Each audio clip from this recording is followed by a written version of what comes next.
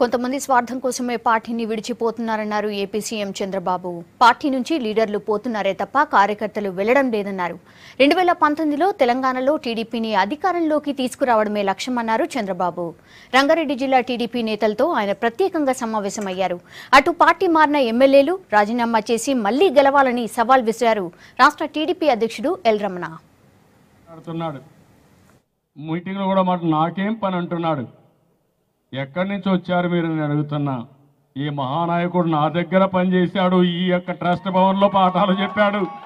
ఇక్కడ పాఠాలు చెప్పి నేను ఆ రోజు పైకి తీసుకొస్తే వచ్చి ఇప్పుడు నువ్వెందుకు వస్తావు ఇక్కడికి, నీకేం పని అనే పరిస్థితిలో ఉన్నా అంటే ఏమనుకుంటున్నారు నాకైతే అర్థం కావడం లేదు.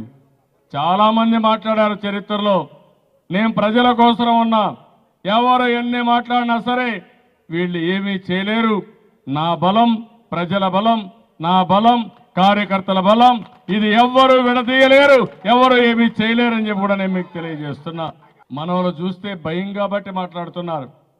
నేను అడుగుతున్నా వీళ్ళని, మన ఎమ్మెల్యేలని కొంతమందిని తీసుకున్నారు, బజార్లో పశువుల మారిగా కొన్నారు.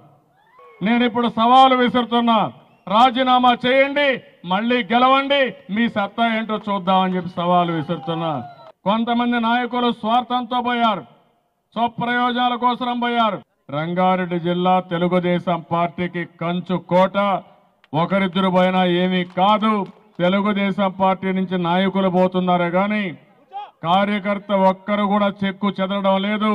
కార్యకర్తలు ఉన్నంత వరకు తెలుగుదేశం పార్టీని ఎవ్వరూ ఏమీ చేయలేరు.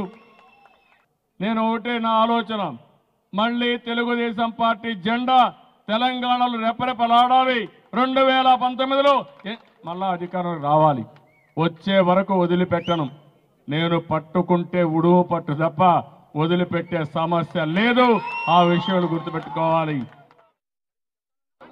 తలసాని శ్రీనివాస్ యాదవ్ అయినా, తీగల కృష్ణారెడ్డి అయినా, చల్లా ధర్మారెడ్డి అయినా, మంచిరెడ్డి కిషన్ రెడ్డి అయినా కానీ మీకు నైతిక విలువలు ఉన్నట్టయితే మీ కేసీఆర్ చెప్పినటువంటి ప్లీనరీలో 2000 సంవత్సరంలో తెలుగుదేశం పడిచినటువంటి పదవులను తృణప్రాయంగా వదులుకున్న ప్రజాక్షేత్రంలోకి వెళ్ళినని చెప్పని గొప్పగా చెప్పుకునేటువంటి మీ నాయకుడి నాయకత్వాన్ని మీరు నమ్మినట్టయితే, నీ టీఆర్ఎస్ పార్టీ బలంగా ఉందని నీవు భావించినట్టయితే, నీ 10 లక్షల మంది వచ్చినటువంటి నీ బహిరంగ విజయవంతమైందని చెప్పని నీవు భావిస్తే మీ రాజీనామా ఆమోదింపజేసుకోండి. మీ రాజీనామా ఆమోదింపజేసుకొని ఎన్నికలలో మీరు తడబడి నలుగురు గెలిచినట్టయితే దయాకర్ రావు గారితో పాటు ఈ ఎల్ రమణ కూడా రాజకీయ జీవితంలోకి వెళ్ళి పక్కన మనం చేస్తున్నా.